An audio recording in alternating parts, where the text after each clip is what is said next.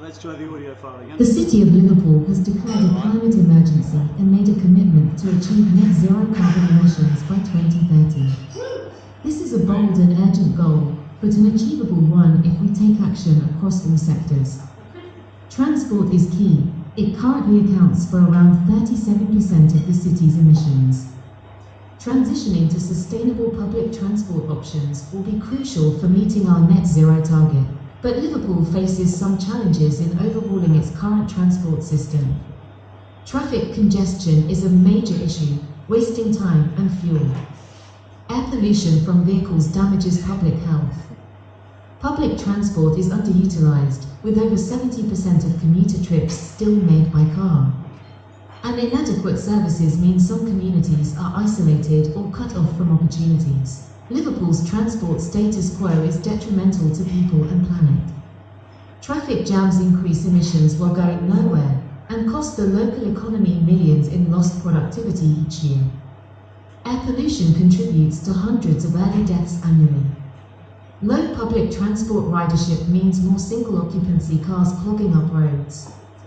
And insufficient services to outer suburbs and disadvantaged areas lead to isolation, unemployment, poor health outcomes, and limited prospects. Creative solutions can help transform Liverpool's public transport network into one that is sustainable, equitable, and meets the mobility needs of all residents. Electrifying buses and trains reduces emissions to zero at the tailpipe. Demand-responsive minibuses fill gaps in coverage. Shared mobility options like bike and scooter schemes provide alternatives to cars for short trips. Seamless integrated ticketing through smart cards makes public transport easy, affordable, and convenient to use.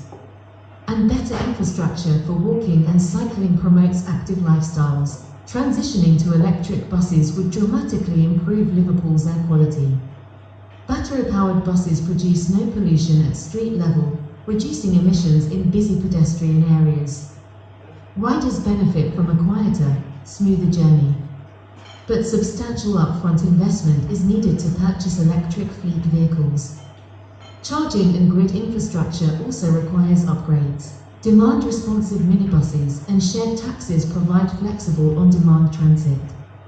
Liverpool's Flexibus service enables convenient trips in areas not well served by regular public transport. However, these responsive services are more costly to operate than fixed routes. Their availability is often limited too. Scaling up fleets to meet demand remains a challenge. Bike and scooter sharing schemes like Liverpool's Mobike and YoBike reduce reliance on private cars for short trips. They provide mobility options when public transport is inconvenient. However, keeping fleets maintained across a sprawling city is no easy feat, and vandalism of the vehicles can be an issue. Rebalancing cycles around the city is another logistical challenge. Smart integrated ticketing like Liverpool's Tap Tag makes public transport seamless.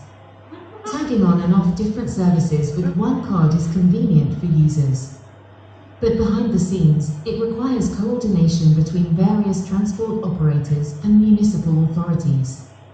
Data sharing and revenue allocation can be sticking points. Safe, connected cycling lanes and pedestrianised zones encourage active transport.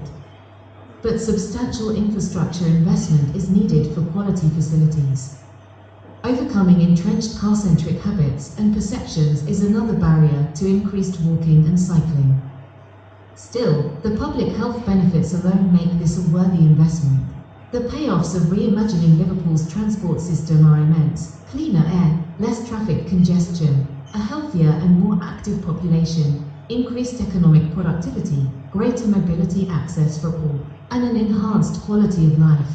Realizing this vision will require political will, government investment, public-private partnerships, community education and engagement, and promotion of sustainable travel behaviors through incentives and campaigns. The path forward will not always be easy, but by working together, we can build a transportation future our children deserve. The time for action is now. The climate crisis demands it, and Liverpool is poised to lead the way. With creativity and commitment, sustainable public transport can help us meet our net zero target, renew our city, and inspire others. The future starts with the choices we make today.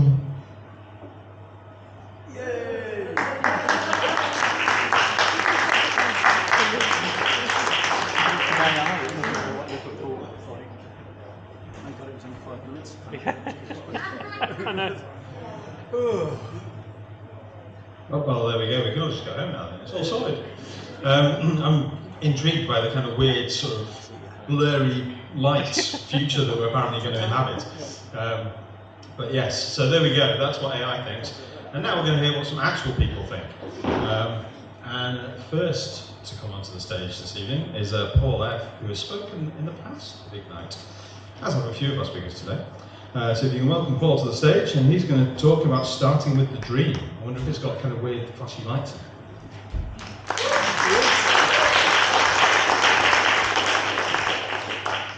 I want you to dream with me. Imagine you're walking down a soft path surrounded by trees. That is mobile. You can smell the morning dew settled on the leaves.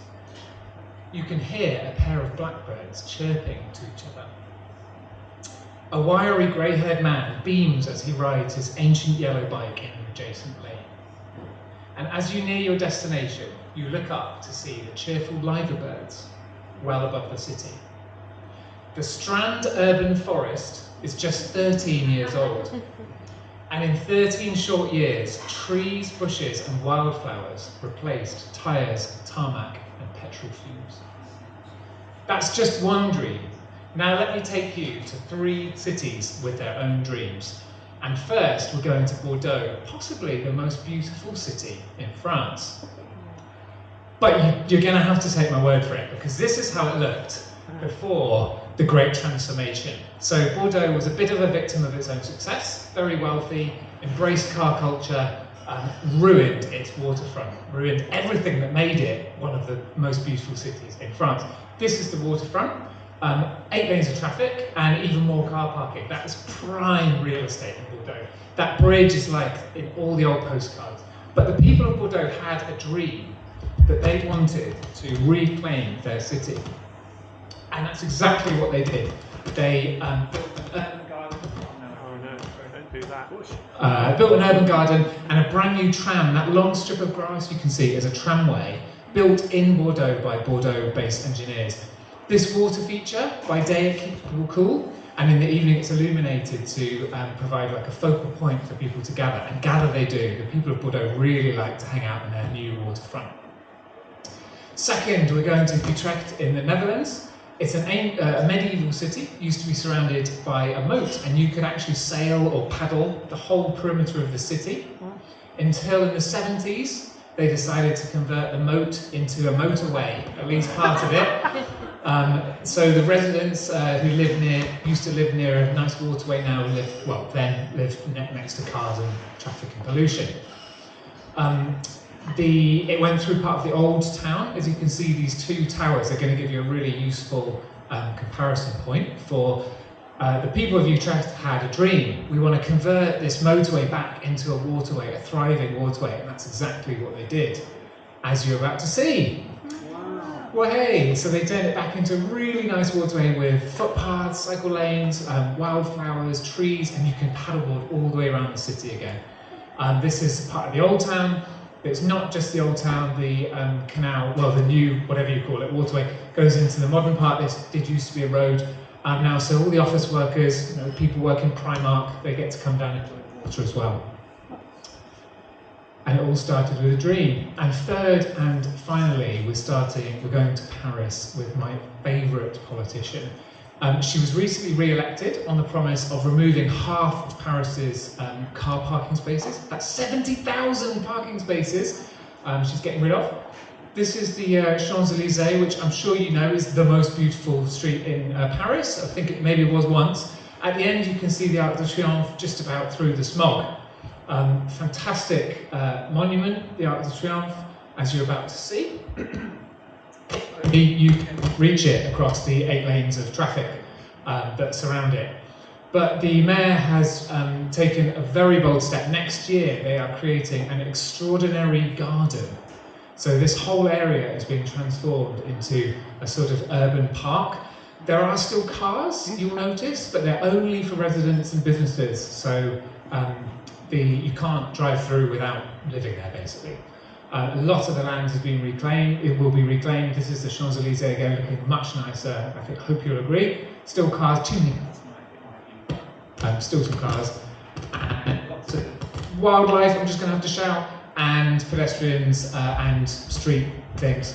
So,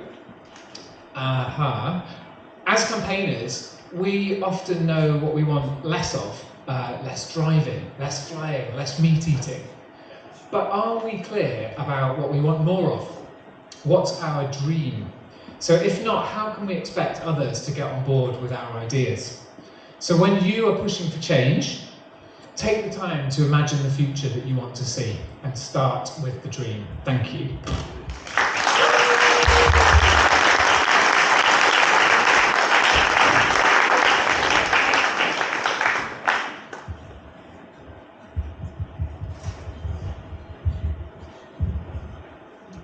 Thank you very much for that, Paul.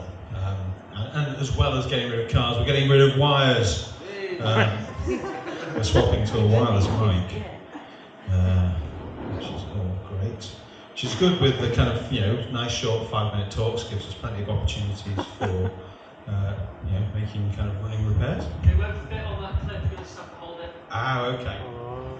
So after all my careful kind of dismantling, it turns out that, we're just going to have properly, fully wireless, no microphone stand to hide behind. You can all see me properly now. Right, anyway, on with the next speaker. And so our next speaker is Mark Tollett. And he's going to be telling us about cycling in the Zero Car City and the importance of community action. So welcome to the stage.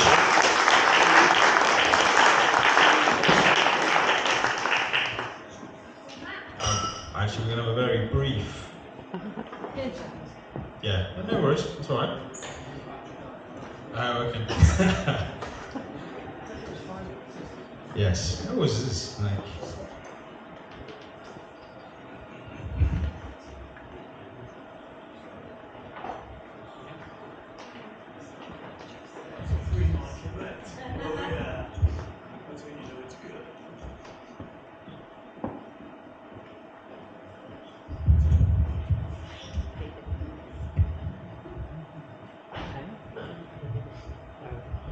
Right, excellent. This new one works as well. Look, I can wobble the lead and everything. Woo! Right, anyway. Mark Tollett. Matt. Sorry.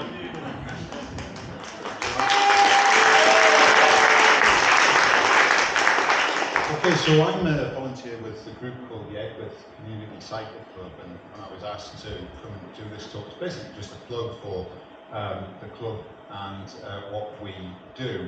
But when I learned about the concept of tonight, Zero Car City, it got me thinking a little bit. I'm going to talk a little bit about the club in a minute, but I was going to talk about a trip I had last year. It's to the place that the last speakers talked about, Paris. I went there last year. I was amazed to find that in the centre of Paris, 4 districts of the centre, they've cleared out all of the cars. I didn't know about that. I just arrived there, and it was an amazing experience. This is basically what you've heard what the mayor of Paris, who seems to be a remarkable woman, has done. I don't know what the current situation is, but I believe that the plan is for the entire city to be car-free by next year when the Olympics are on. Could this be done in Liverpool? Sadly, we don't have the politicians that they have in France. I don't think that this vision can be achieved by politicians at the top. It's got to be grown from below. We've seen that from the way that there's been a failure to develop the infrastructure in our city to provide for cyclists. So I don't think we can rely on it being delivered from above. We've got to try and achieve that on a community-based way from below. And the key to a better cycling environment, in my opinion, is just have more cyclists. Forget about the infrastructure, just get more people onto the road, on bikes, and you'll get that critical mass that can be achieved. the various things that deter people from cycling, we all know what they are. The dangerous roads, the lack of confidence, lack of experience that people have in cycling. But there are ways to address those that can be overcome in certain ways. And they really centre around getting the experience and the confidence of cycling on a road for somebody who may not have done that. And that can be achieved through cycling in a group. So this is what we try and do in the club that I'm involved in. Our aim is to help more people to cycle more, not just with us, but in their everyday life, going to work, going to school, going to the shops. We run rides right the way through the year, every week of the year. 3 hubs that we've got. They're organised using this very smart app you can get on a smartphone. And these are a couple of the advantages of what we do. Sociability. People get together, maybe they've been a bit isolated, they want to meet new people, and we're a very sociable group. We get together, we have rides together, we chat together. Health benefits. Physical benefits are obvious. You're getting out, you're doing a little bit of physical activity, but also mental health benefits. You're with people, you can share experiences, and the outcome of all this is getting more cyclists on the roads, getting people more confident about cycling together, learning new routes to different places, and finding out that it's not difficult to get on a bike and ride around the city. People find out about us different ways. Obviously, I'm promoting us, what we do. Word of mouth is a big factor. We are on Facebook. If you want to get in touch with us, that's the place to look. A couple of really nice comments that people have made in the group. This person talks about improving confidence, knowledge about where they can cycle safely in the city. And other people talk about the social aspect, meeting people, chatting, and feeling motivated to become a regular cyclist. Not feeling that you're not just one person, that you're with a group, you're with a community. And this is some feedback that we got from a poll that we ran earlier this year. 50 out of 63 responses are cycling more often. And we've got over 1,000 people have registered with us. So you think about that, factored up, that's going to be a few hundred people are cycling more. So if you're interested, if what I've said has interested you, these are some contact details. I'll provide these later. But if you're really interested, what would be fantastic if in your part of Liverpool, your part of the city, you got together and organised your own community cycle group. There's lots of resources available, and it would be fantastic if we had groups like ours right across the city for people to cycle and to achieve a zero-car city. Thanks very much.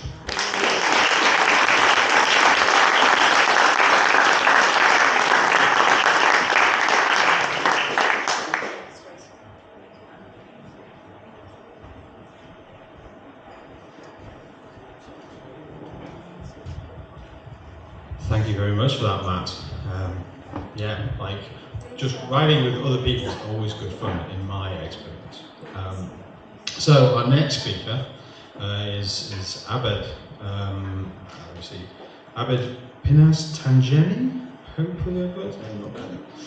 So welcome him to the stage. He's going to tell us about how he loves biking at Asylum Link.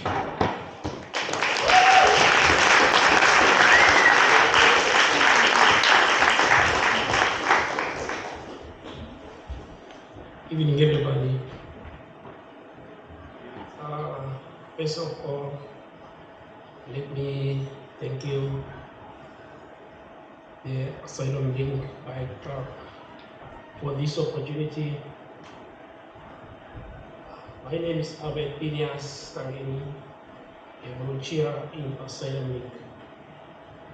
I'm original from a remote village in Namibia, where we use bike as a form of transport, where you can find 4 people, 3 people on one bike.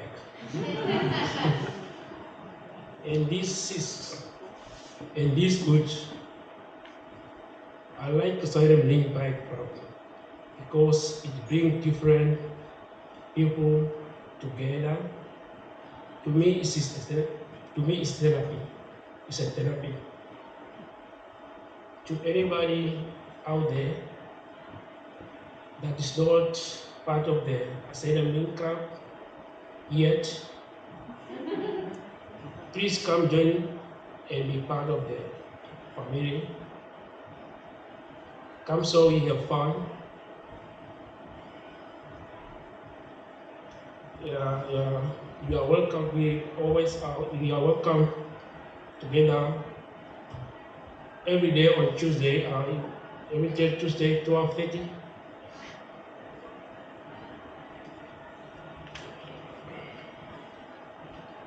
You can for any who want to donate or support us, you can contact us on the phone number 073 888 13584. That's Ronnie number. He's a project leader. The bike club is good for our physical and mental health. It is help us to exercise, keep fit, as I am, you can see me.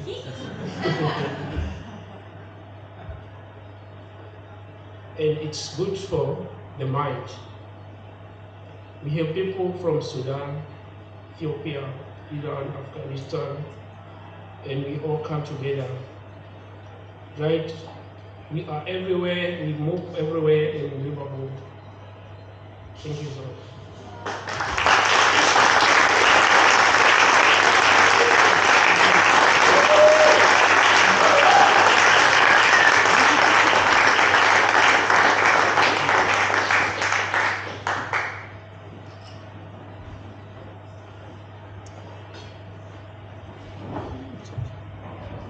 Thanks for that, Abed. I'm disappointed now we don't have loads of people cycling around, kind of 3 and 4 people on a bike in Liverpool. That'd be cool. Right, that brings us to the last talk of the first half. I'm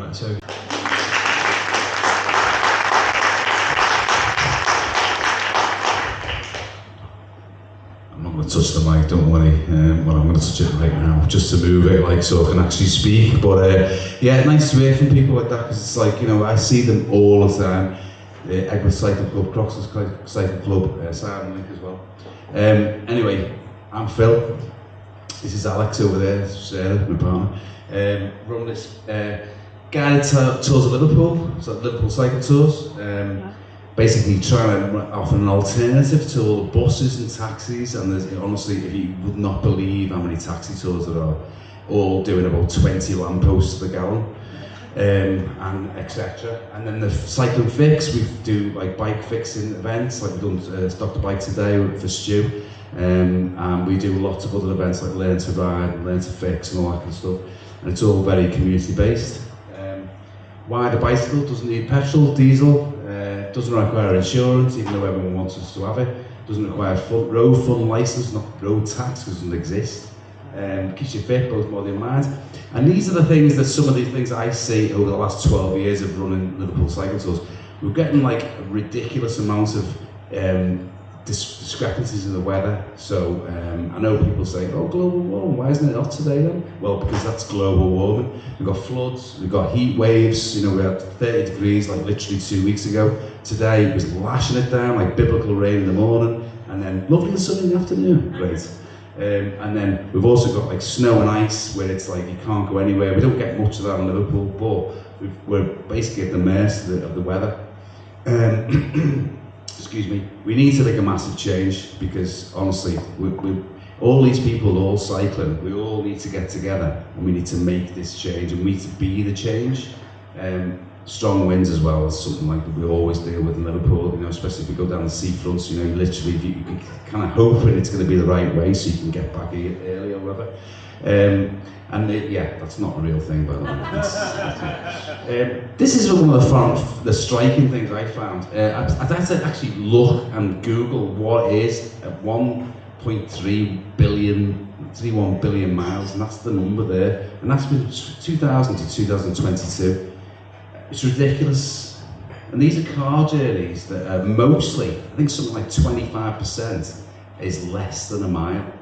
I think it's something like 71%. I've got notes here, but I can't be arsed looking at it. But 71% is less than 5 miles. And these are some of the numbers that I just like Googled, because I only had a few minutes to do this.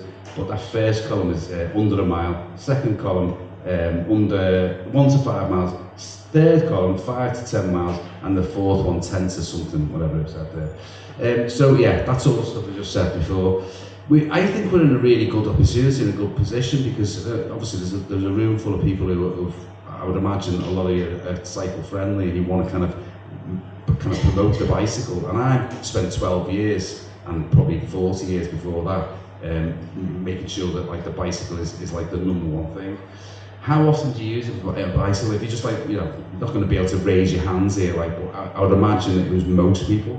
And then it's things like, how would you use this to go to work, and why don't you use it to go to work? And this is the thing I want to talk about, really, critical mass, which is, it seems to be much faster than 15 seconds, but critical mass is what we need, right? We need critical mass. There's a critical mass right every, why is it going so quick? Being a change student, let's talk about critical mass. We need to get critical mass, like, really everyone in the heads, and because until we reach that point of critical mass, we won't be able to make those changes, and we need to be those changes. We need to actually demonstrate them. I don't own a car, I go with my Brompton everywhere, and we need to make sure that we're out and we're riding, and we're riding in numbers, whether it's in a group, whether it's Egbert or Croxteth or whatever.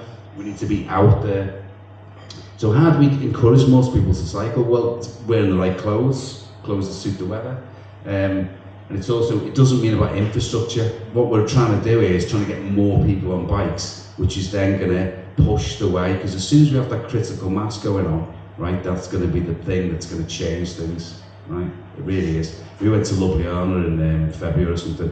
Ljubljana basically bans cars from like 10 o'clock in the morning to 5 or something like that.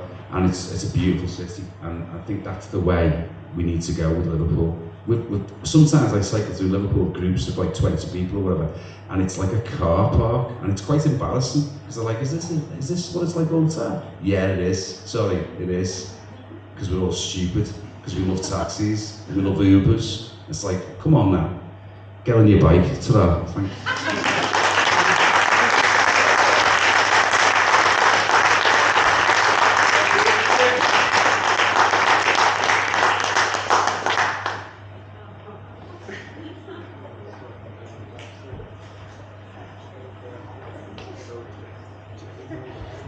Thanks for that, Phil. I mean, he complains about the timings and stuff, but then he just, perfectly gets it. Get on your bike. See ya. Bike drop. He's off. I think it's all cool. So that brings us to the end of the first half. We're going to have a 20-minute or so break. So recharge your glasses, get rid of some of the liquids you've already imbibed, have a chat to the other people on the table about what you've seen in the first half. If you've got any 1-minute pitches, come and find me. And I'll see you in about 20 minutes, part 2.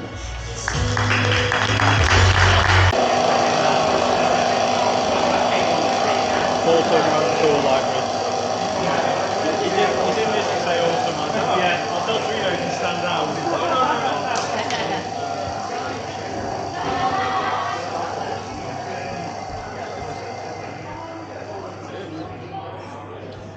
Hello everybody. On with the second half. If you're giving a 1-minute pitch, if you can assemble in an orderly queue near the stage, we will get you up on stage to give the 1-minute pitches. Awesome. So first, because she's ready, unlike everybody else, is Sarah, who's going to be talking about the thinker.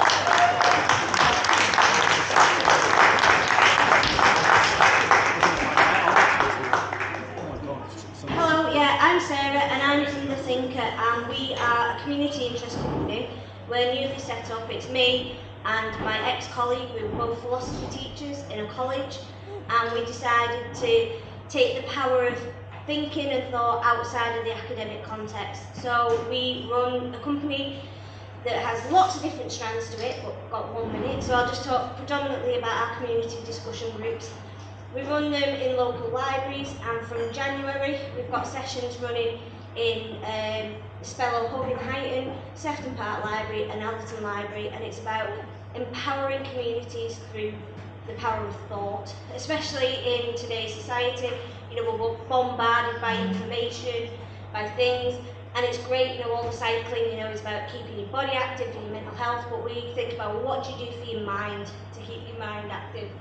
So we do adult education classes and things like that. We've got a hub, an office on Rose Lane, but we are out about in the community, and we're really keen on linking up with community groups and organisations and linking positive thinking with other activities. So we're on all the socials, and we've got a website which is thethinkerhub.com. So if you're interested in anything at all, check us out and send us a message. Thank you.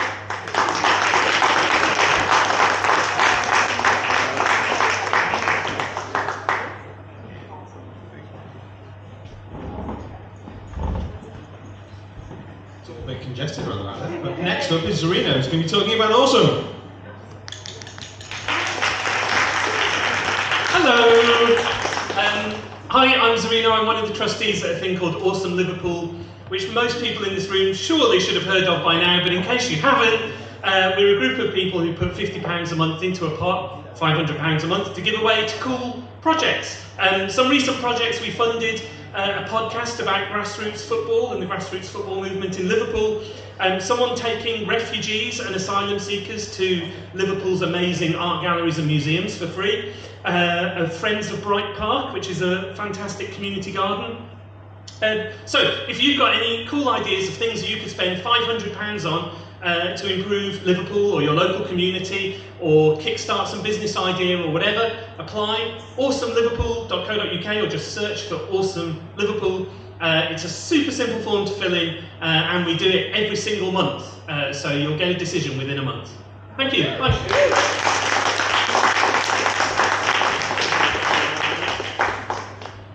Thanks for that, Zarina. Next up is Jackie talking about Plastic Playgroup. Plastic tactics. Plastic tactics, man. Well, she can tell you that herself when she gets to the microphone. Okay, so I realised that Plastic Tactics is something I'm involved in at Does Liverpool, but is a separate CIC, which is run by a group of us and was set up by Arthur Rowlands. It's to use plastics that normally might go to waste, and to raise awareness and to let people make their own stuff out of plastics. But what I realised was that just now was that I need to promote an event we've got on Saturday the 7th of October, which is Melt and Make, Learn to Turn Bottle Tops into a Unique Notebook. That will be happening at Does Liverpool, and basically you would get a selection of bottle tops and things and melt them down in a heat press and then make these beautiful notebooks. And if I thought in advance, I would have brought one of these down, because it really is pretty, and people have given them as wedding presents and things like that. So you can book that through Eventbrite, so just look up Plastic Tactics on Eventbrite. But also I'm really keen on people learning how to use these things. So if anyone turns up to the Plastic Playgroup, which is on the 2nd and 4th Sunday of every month that Does Liverpool from 2 till 5, or even just comes to the standard Maker Night at Does Liverpool, which is Thursday night from 7 till 9:30, or Maker Day, which is on the 2nd Sunday of every month from 10 till 5. And I'd love to help people make stuff out of this sort of materials. We've used sort of milk bucket tops, bottle tops in general, the Christmas sweetie tubs, and my favourite at the moment is PLA that which is really nice to laser cut, and you can make lovely earrings and things like that from that we have left, you know, that is left over from the 3D printing process. So if anyone wants to come along to this event specifically, just look it up on Eventbrite. I'll try to post some details in a minute. But in general, just to come down and play with these sort of materials, that would be great.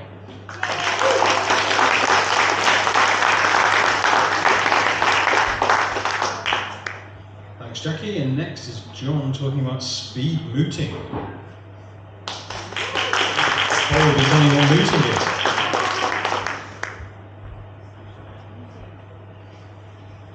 Good evening all. My name is John Dove, criminal barrister. You might be wondering what mooting is. If you don't know, it's almost like a mock trial or mock appeal hearing for law students. So if you are an aspiring barrister or solicitor, or you know somebody who is, I'm the founder of an organisation called Speed Mooting, and we can help you. We run regular mooting and advocacy competitions, both in person and online. They're fun, they're innovative, and all the materials are provided for you. And we also have a monthly advocacy club where you can practice your courtroom advocacy and general public speaking skills. So if that's of use to you, or if you know somebody who it may be of use to, we can help. The website is speedmooting.com. Thank you.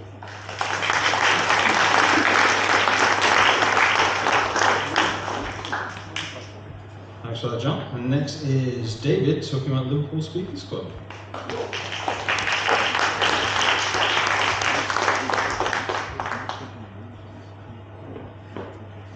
Good evening, everyone. So far today we've heard some great speakers, and I'm sure there's more to come. Have you anyone out there ever wondered how you get from being in the audience to being up here on stage? Well, I'm part of an organisation, Liverpool Speakers Club. We are a public speaking club based in the city centre, and basically we just want to tell you we're here. We welcome anybody to come along, and we think we can help anybody improve their public speaking skills, whether that be for your own confidence, or for work, or for education, or if you've got like a wedding coming up or something and you just want to have a little practice. We're here for you. We meet the second Wednesday of every month at the Racket Club Hotel on Chapel Street in the city centre. You can find out about us online, liverpoolspeakersclub.com. We're on Facebook, on what used to be Twitter before Elon ruined it. And just basically, we're here and we believe we can help you achieve whatever you want out of public speaking. So come and try us out. It's free to come along as well for guests for the first few meetings, so why not give it a go?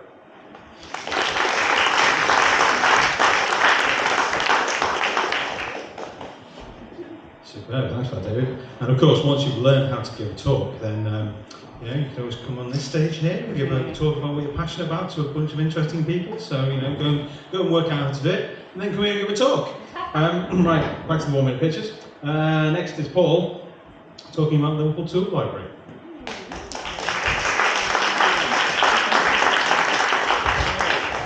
Stop touching the microphone. I know it's my actual missus, but look, it's working.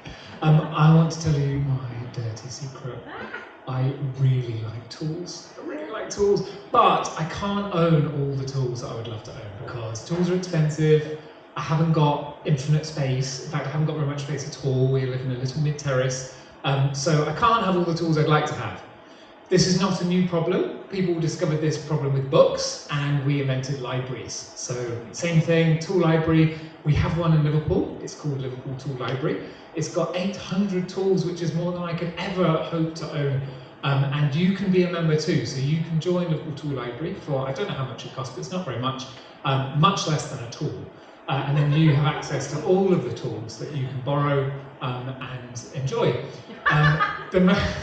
Excuse me.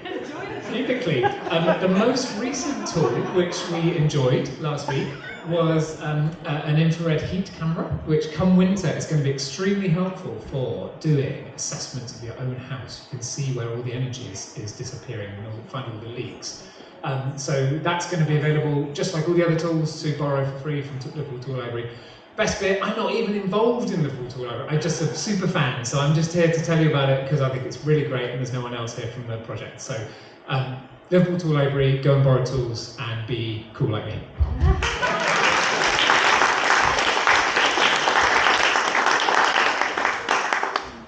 Thank you for that, Paul. Next is Kirsty talking about an event on Sunday.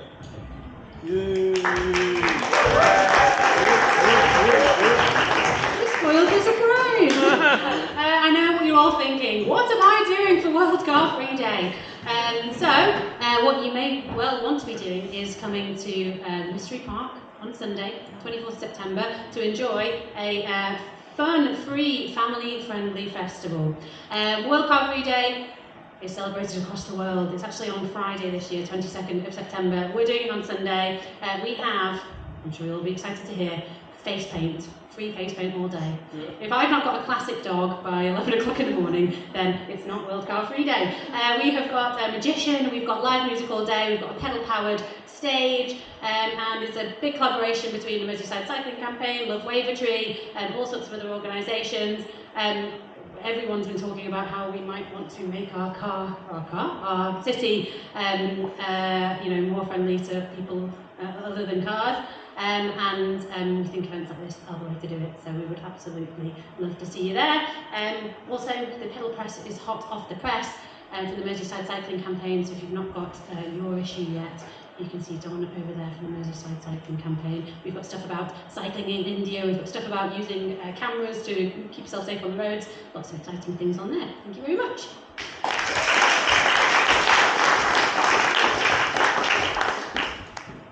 Thank you, Kirsty. Next up is Kadisha talking about Asylum Link bike events. Bike. Hello, I'm Kadisha. I'm a member of Asylum Link Bike Club, and next week we've got 3 amazing events happening. So we've got a bike maintenance event, that's on Tuesday. We've got a bike day out to Southport, which is on Tuesday as well, and then on Thursday we've got a beach bike event, which is a ride to Formby, and basically we're just looking to get more volunteers and to raise awareness of the work we do, because we do a lot of great work. We work with a lot of asylum seekers and refugees. Something that we're actually looking for as well is more bike donations. So if you have a bike that you're not using, or you know of a charity or somewhere that's offering like a lot of bikes that they don't need, or even bike parts, we have a bike shop, a bike repair shop, and we would really be interested in getting hold of some of them bikes for our members.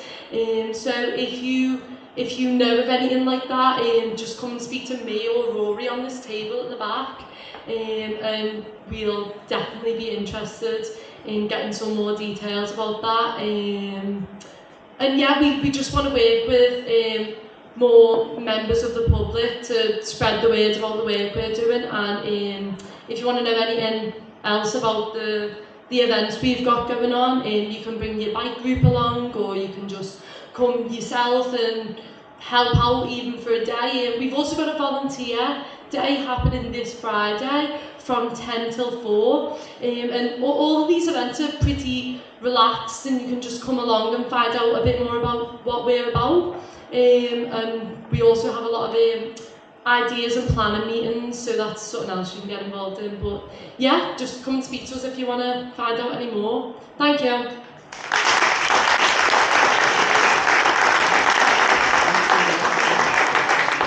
And the last one I pitched is from Jay, who's talking about It's Our World.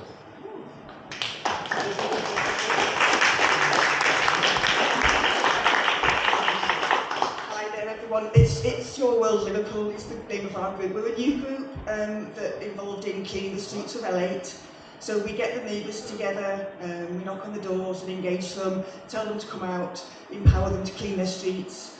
So it's a project that's been going about 4 months now, and we've had great results on 4 streets. It's not just about cleaning, it's more about community and people. That's probably the biggest aim of the project, is to connect people. There's lots of vibrant groups in L8 anyway, and we're just trying to connect. There's lots of isolated neighbours in the streets, so we've brought them together, helping vulnerable people with mental health issues. So it's going really well. We've got a project tomorrow on Hampton Street, just by Toxteth Library. We've got a DJ on site, he's got his own decks. So there's a little bit of a party atmosphere while we're cleaning the street as well, removing weeds. Looking at taking some graffiti down, things like that. And this Saturday we've got a litter pick around St James's Church, St James's in the city, just on the bottom of Parliament Street and Park Road. So if you're free and want to learn more about us, we're just sat at the bottom table down there. We partner with guys from Asylum Link as well, and just making a community for everybody in L8. So that's it, thank you.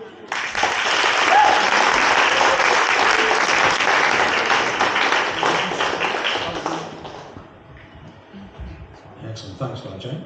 And now back to our super long 5-minute talks. And our first speaker in the second half is no stranger to the Ignite Liverpool stage. And you can welcome Kath Holland, who's going to be telling us about why not owning a car doesn't make you a saddo.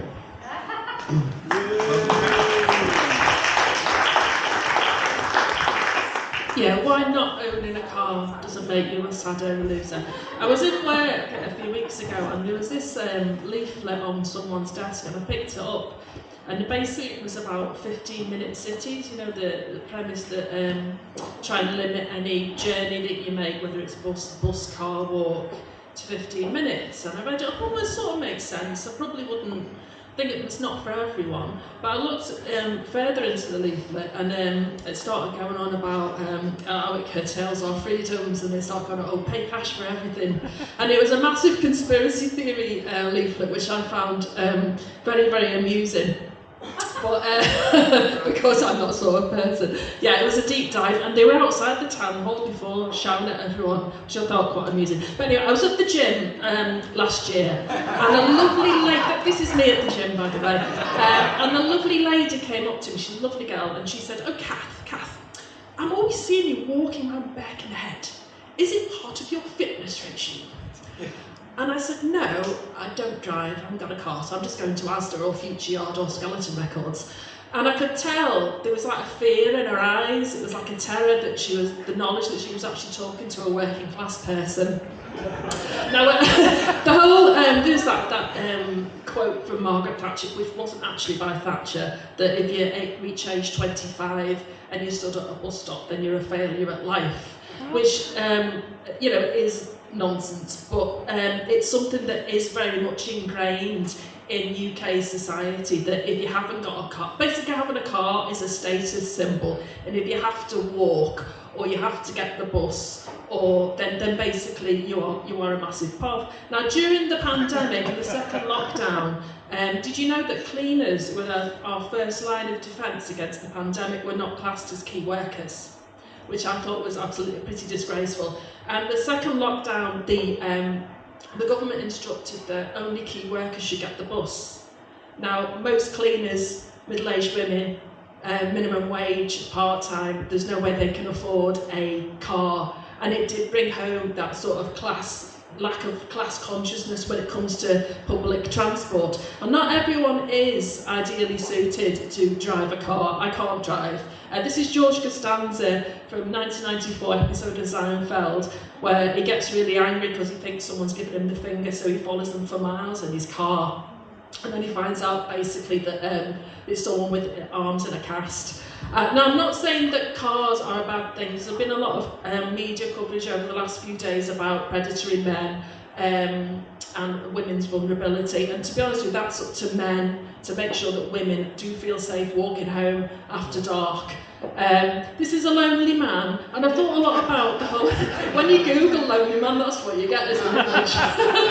It's great for fitness stuff. But the whole, because loneliness is an epidemic in the UK, and if you think about a hypothetical situation, which isn't that far from the truth, if you're working from home and you get your car, you take your car to the shops, and you use a self-service till you're not talking to anyone all day, it's very, very possible. That's up there because I think unnecessary car journeys, I'm from a working class background. My mother, honestly, if you've got like a dryer and it's sunny out, then I'd rather peg me undies outside than use a dryer, and that's like an environmental thing. Car sharing's great. I do think they look like wholesome, like go to like a wholesome dogging session in a way. But yeah, I was in West Kirby on Saturday, and there were lots of lovely middle class people perambulating around on their push bikes, and it was absolutely delightful. But it brought home to me that people who have to use a push bike to go to work in the relentless pissing rain are not considered of the same class value. Electric cars are going to have to come down in price if anyone thinks normal people can afford it, and of course electricity prices are going through the roof as well. Oh yeah, do anyone who knows this snack, this tall drink of water is? It's Scott Walker. He was packed in 1992 by the Sun newspaper in an effort to shame him for being a push bike And Scott Walker's one of the coolest dudes in the planet. So the very fact that they tried to shame someone as cool as Scott Walker for riding a bike is ridiculous. Yeah, so those of us who have to walk, cycle, get the bus to work or school, we are looked down on, but it's a viable option, isn't it, walking, cycling. I'm alright being a loser. That guy's there, he's got his magic beans, he's alright. So I just like to say, if you walk, you cycle, you get the bus, you're not a loser, and if you are, who cares? Thank you.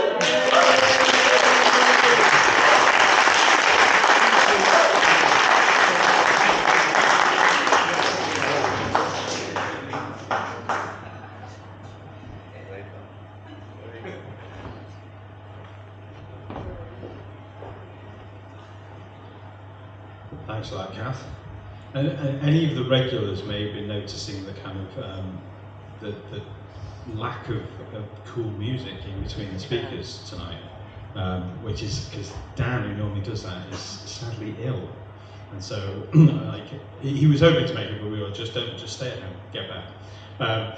And he always works out and picks like some themed music to go on between, so it's really throwing me because I'm used to like need to hang back for a minute, let the cool music play, and then I come on stage, and now I'm like, oh no, there's no music.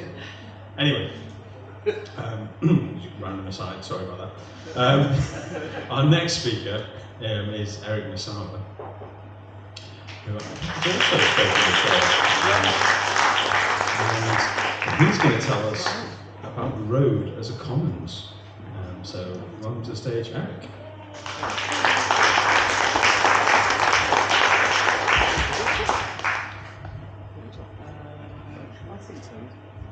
Evening. So, It's taking a while, sorry. I'd like to talk to you today about a city without cars. Now, is that possible?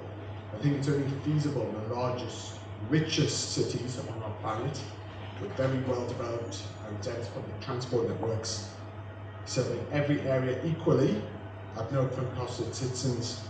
That's reasonable, isn't it? Who wouldn't want a perfect public transport system where we can get wherever we want and we don't have to pay a thing up front? As free as possible at zero cost. Well, that's of course a fantasy. It can't really happen. We've seen what's happened in London with probably the ULEZ is a response to all the money they lost during the pandemic when people weren't using the public transport system. Public transport is incredibly expensive, and it's an incredible thing that we have to try and put in, but it just doesn't work in anything but megalopolises like London or Paris or New York. In most cities of the world, we would never have a densely populated public transport system. So when we want to talk about zero-car cities or 15-minute cities, there's a dangerous undercurrent of authoritarianism potentially in there. There may be top-down control which will come in, which would limit certain people if we put that in. It's too easy for an authoritarian state actor to say, we don't like what you think, we don't like what you say, so we're going to prevent you having access to the public transport system. Now, just like physical storefronts, a lot of public transport systems only store a certain number of items. So the stops you go to are only the most popular stops, just like you can only get the most popular items in a big store. And that's a shame because it turns out that the total of all the less popular categories of things you want to buy or places you want to go actually far outweigh the sum of the most popular areas. And that's why people have cars, because you can't really get to where you want to go unless you've actually got a car. That's why it was always seen as an avatar for freedom. That's why after the 1940s in the United States with the road network, we saw the explosion of growth of the car. But this is not something that we can keep up with. As car ownership increased, we obviously all know what the attendant problems were. The explosion in poor air quality, particulate matter, not being able to go anywhere. So we need a better way to manage that shared resource known as the road commons and all the vehicles on it. So how can we do this without resorting to basically telling everybody you can't have a car, you can't do this, or you have to pass a certain test and have the same views if you're able to use it? What we might need to do is basically have tolling everywhere all the time. Now, before you want to get all angry about that, that might work if we actually pay people for not using the road from the people who do use the road. Now, we can do this because this is something you get from Google, which shows you what the busy times of restaurants or shop are. How are they doing that? Well, they are checking to see what demographic are going there at whichever time. I mean, it might be a Korean, Armenian boy band, for example, like this, and we would know that you go to certain restaurants at certain times, so we could actually make it cheaper for you if you want to do that. Google's first revenue opportunity came from violating the IP of a company called GoTo.com. We pitched them this idea of something called AdSense, basically, and Google said, oh no, we wouldn't want that, go away, you horrible people. Then they did it anyway, and they got sued. They settled out to court, so it does happen. So if we had a system that basically allowed you to auction your access to the road continuously, but if you didn't use your allocation, you were paid cash. So if you were cycling, you'd be being paid by all those motorists who weren't cycling, which would be a good outcome. A key point here is to give every single person a defined minimum allocation of road use without charge, and if they choose not to use at busy times, like they walk or they cycle, then they get paid by the people who are using it, and that would be a fair way of allocating the resource called road commons. And we must make it that every human has a right to do this, and it can't be taken away. You can't say, I don't like you because your name's Nigel or Farage, so I'm just going to take your banking away. So it turns out that it looks much like a trading system. Sorry, in a previous life, I've been an investment banking trader and built systems for them, so sorry about that. But the funny thing is, all these problems have been solved with something called secret ballots for voting or financial privacy for banking, as long as you're not Nigel Farage, in which case people will leak all the details to the press. So we can solve that problem. We can make the road a commons, which actually pays cyclists, pedestrians, other users who aren't using cars for doing that exactly. And that's a fairer way to use it without saying to everybody, you must use a bike or you mustn't have a car. Thank you very much.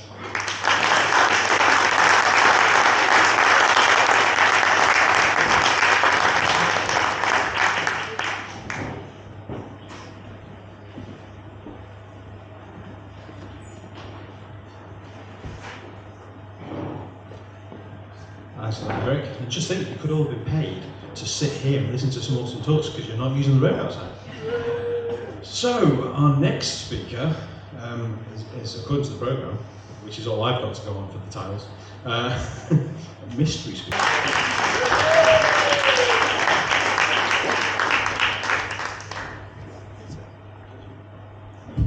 Hi everyone, thank you for inviting me along tonight. Just to say, what a wonderful evening. It's great to see everybody here and all the wonderful things that you're talking about. Zero Car City, yeah, great evening. I'm here to talk about the sustainable travel at the NHS. I'm Stuart Walsh, Sustainable Travel Officer for Liverpool University Hospital Foundation Trust, or LOVE, and Liverpool Women's NHS Foundation Trust. I thought I'd talk about my first year here at the NHS, so no vanity involved. But basically, want to tell everybody what we've been doing to encourage behaviour change over the last year. And we've been really lucky to obtain loads of funding, and we've ran throughout the year. We've been able to deliver over 100 events to support staff and members of the public to travel more sustainably. These events have consisted of loads of Dr. bikes, as you can see, bike maintenance lessons, consultations, workshops and rides, ride leader courses, all the things like that. We also have a new hospital, which has loads of new secure bike parking. We're going to be installing bike repair workstations at each hospital. We service all the bikes in the cycle hubs. We support the local cycle groups. And in the future we're going to be looking to creating walking cycling groups as well and train people, staff as walk leaders and other things like that. We've also been working loads of different things. Someone might recognise that guy there. As an anchor institution, we've been obtaining funding again to get e-cargo bike pilot, which we've done at Aintree and we're going to be doing it at Liverpool Women's again this year. Supporting local partners and working with the LMJU and Viva City on air monitoring and the Monster Movement Centre project. to find out about the air pollution around the hospital. We also have e-bike community pilot is coming up, which we're hoping to work with midwives, so trying to introduce that as well. We've also secured funding for the Clean Air campaign and No Idling campaign around the hospitals. Time goes quickly here, doesn't it? We've also been working with consultations, so working with the community, loads of local organisations, cycle champions and walking champions around loads of different consultations. You can see here the Liverpool Active Travel Network, the pop-up consultations, the Mini Hollands, Kingsley Roads, Chilwell City Group recently, Bush franchise, and then the LC Whip. We're doing these constantly, and it's really important to have this engagement and get it over to everybody to come and be involved. We act as an anchor institution, and we can help provide that engagement with the local councils and the combined authority, so we can have a voice and that we can really hope to change things rather than just let these things happen. In April, we conducted a travel survey. It's the basis of our travel plan. This is a multi-site, multi-trust initiative, so we could have a wider reach, and it helped us build better relationships with other trusts. Over 2,500 people took part in the survey, and that formed the basis of the draft travel plan. The focus of the draft travel plan is this travel hierarchy, as you can see here, which goes beyond considering normal modes of travel. We have here digital solutions that can enable patients to access healthcare, service or staff to access their workplace without the need to travel. One step above that is health promotion, so improving population health, promoting preventive healthcare, reduce need and the frequency of the need for care, so reduces the need for travel. And then we also, this is the new thing that we're trying to promote tonight as well, that's our Liverpool NHS Community Cycling Club. So we'd like people to spread the word about this really. We're launching it for Car Free Week. It's another multi-trust initiative across the city, working with local partners like Egbert across the community cycling clubs, Peloton, with Joyride and other things like that, to develop closer links with the community, promoting healthier lifestyles, and very important, engagement with our staff as well. Thank you.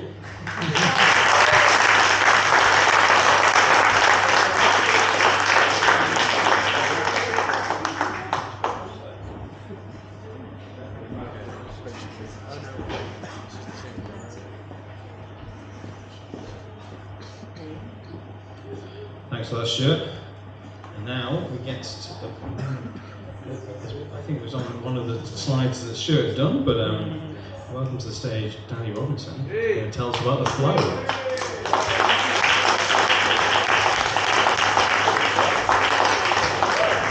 I should apologise. I didn't know it was this formal and nice. I even got my hard glasses, look. These might look sophisticated, but they just want to fit me pocket. Terrible, isn't it?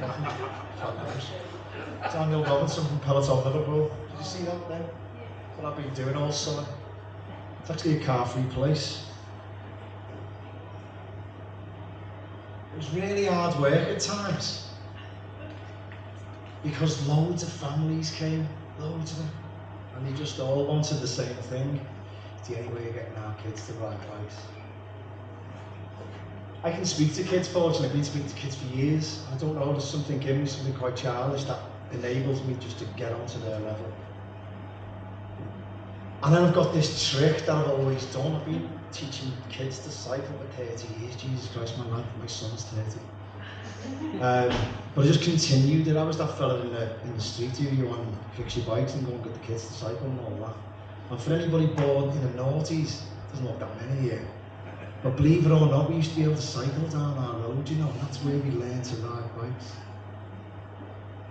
I suppose the mini roads came about because of that, because we haven't got the opportunity anymore, unfortunately. Anyway, my trick, right, is you get in front of him. The first thing you do is you tell him how to hold his brakes. And at first you go, hold them like that, with your teeth. And then you let them tell him to let them go. And then as soon as you feel that they've got the sweet spot of the brakes, you move to the left. Or I do, depending on what I'm doing. I move to the left.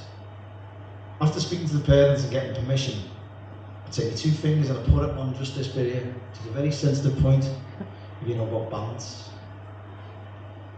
And then I whisper in the ear, On a count of 3, you're going to let the brakes go. You're going to start pedaling. You're going to start riding.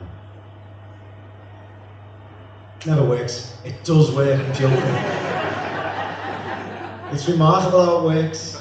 And like the more excited a child can be, it works the more.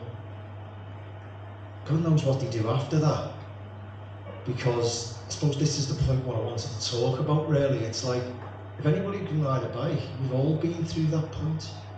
Something magical that turns from fear and confusion to liberation and joy. And I witnessed it so much this summer, it was incredible.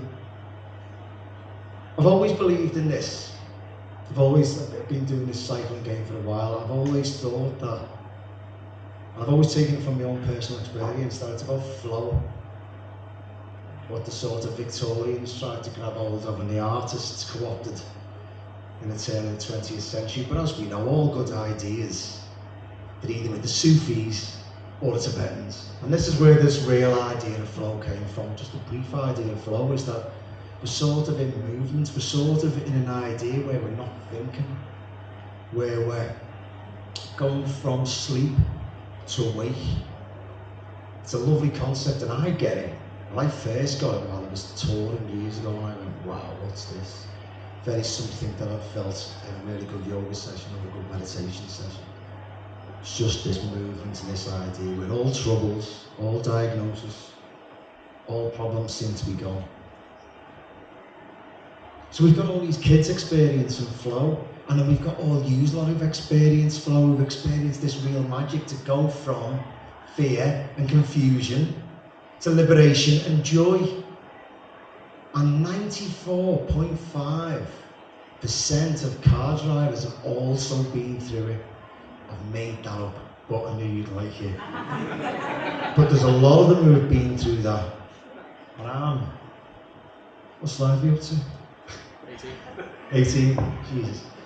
And I'm interested in how we try and wake them up again, because it's screen after screen after screen after screen. And I know, looking at Adrian and Jackie and a few others on a Friday night, I see the flow in them, I see the joy that they get from just knocking around on bikes that we did when we were kids.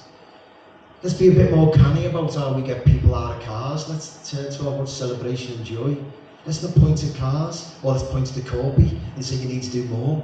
It's much better than that. There's our fruit seller. She goes round and gives fruit out. Endless fruit we provide. Very nice. That's in there. Flow, joy. Mini roads, go and have a look at it in Everton Park.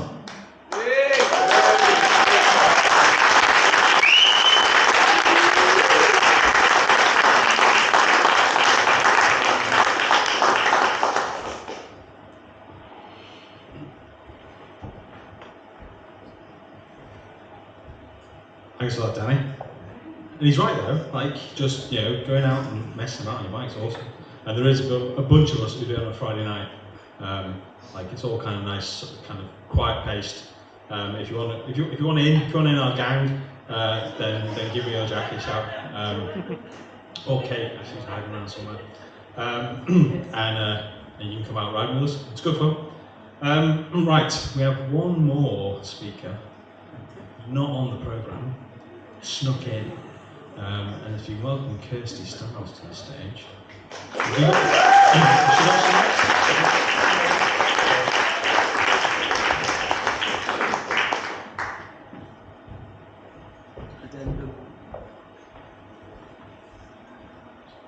Thank you very much. This was hastily cobbled together this afternoon. So, if we've not met before, my name is Kirsty Stiles. I am the co-chair of the Merseyside Cycling Campaign, which has been going for 30 odd years. And I also ride with the Egworth Community Cycle Club, which is where Matt came from today. I have ridden with Savvy, which is a blind and visually impaired tandem club. I actually first sort of got into cycling in Liverpool because I saw a big gang of boys cycling past me, and that was, it turned out, the Joyride, on Pelton's Joyrides, and nothing has quite been the same since. Folks Riding Bike as well, a big shout out to is the group that Adrian just mentioned. The slides that are the pictures that are going on behind me are just my 1 year in cycling here in Liverpool, and really just to give you an idea of the joy that you could have. But me and Danny at Peloton ran an event earlier this year, a series of events which were for getting more women on bikes. It was called On Your Bike. At one of the events, we were screening the film that you saw at the very beginning of the evening, and I also asked some women in the audience to complete the sentence, cycling is. So this is going to be my sort of weird spoken word part of the evening. So, cycling is. Cycling is fun. It is healthy, probably. It's exhausting. A good way to reach places that you fortunately cannot reach by car, too far to reach by foot walking. An appropriate alternative to public transport. It actually used to be the best way to escape after a bank robbery. Cycling is fun, smiley face. Cycling is the reason that my butt looks amazing in tight jeans. From mine in there. Cycling is joyous, it is empowering and freeing. It is a way to happiness. Cycling is wind in the hair if you have it. It's helpful for carrying shopping bags full of vegetables. It's a great way for coming easily from one place to the other. Cycling is flying free and breaking the rules whilst daydreaming. 4 hearts on that one. Cycling is a fantastic way to get around and the only way for me to get places kind of on time. Another one of mine, as I always have to turn up late. Also a great way to feel free and a great way to transport groceries home or anything else that's too heavy to carry.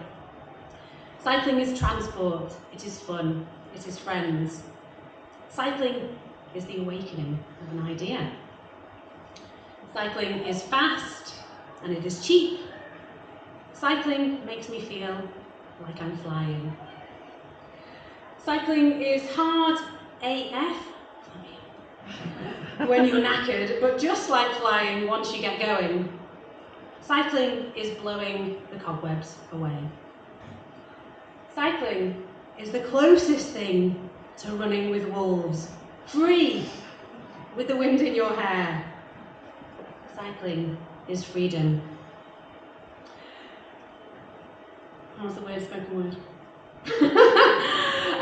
I would love to invite you to experience what has been called the Freedom Machine, the joy of the magic wheel. There are all sorts of organisations in the room today who need people to volunteer, give your time, actually enjoy your time with other people. If you haven't already, you would also be invited to join one of the incredible active travel organisations. They're going to come up on the last slide.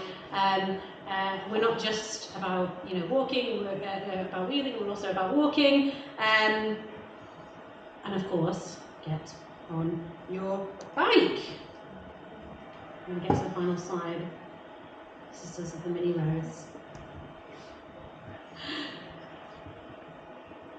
Of course, what are you doing for World Car Free Day? Here she is again. So I would absolutely love to see you on Sunday to enjoy a day free of cars. We're going to be having a ride from 4 o'clock on Sunday, getting down to Man Island, where we've got a special secret surprise for any of the cyclists that turn up. But as I said, there are absolutely loads of groups, people, friends in Merseyside who want to ride with you. And here, just something. I actually ran short, didn't I? Thank you very much.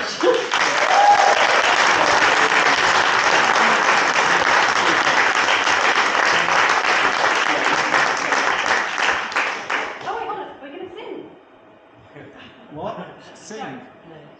We're not going to sing. I was you and Neil will potential, I don't know, you need to talk to Neil. Looks fine. Are you going to sing? Well, yeah, I did think that we would do a karaoke at the end. So, after the success, if you can call it that.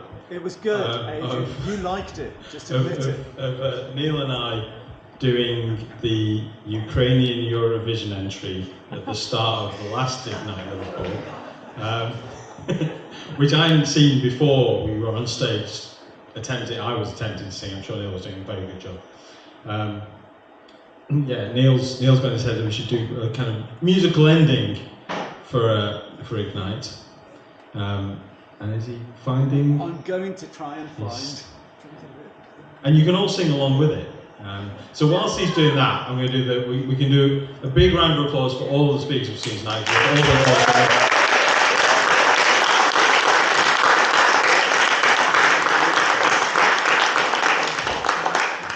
And we should also thank Neil, who does all the hard work for this. I just stand on stage and take the plaudits. You are going to give me plaudits, right?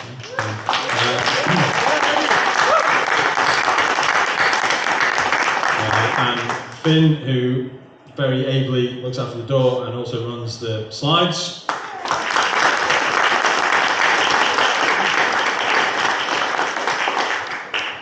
Lydia at the back, who's doing all the social media.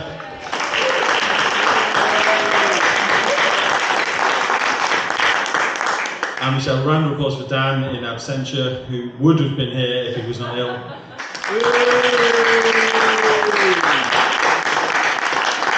Now, I don't know if we've got a date for the next Ignite. No. See, this is always the time when I look at Neil and he's like, no, we haven't got that yet. It'll be in about 3 months. It's always in about 3 months. But that might take us right bang into Christmas, I suppose. So yeah, about 3 months, give or take a month probably.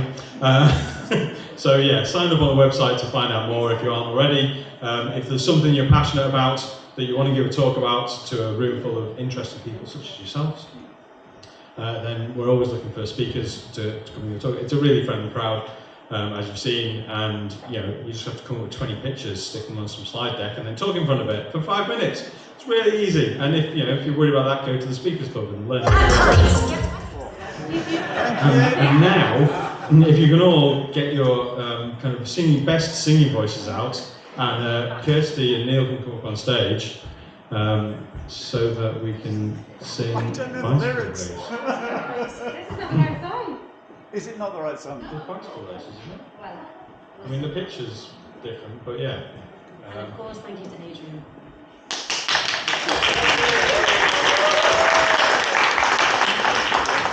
Can you not search for Queen Bicycle Race lyrics? Yeah, okay. They won't know it. I don't know it.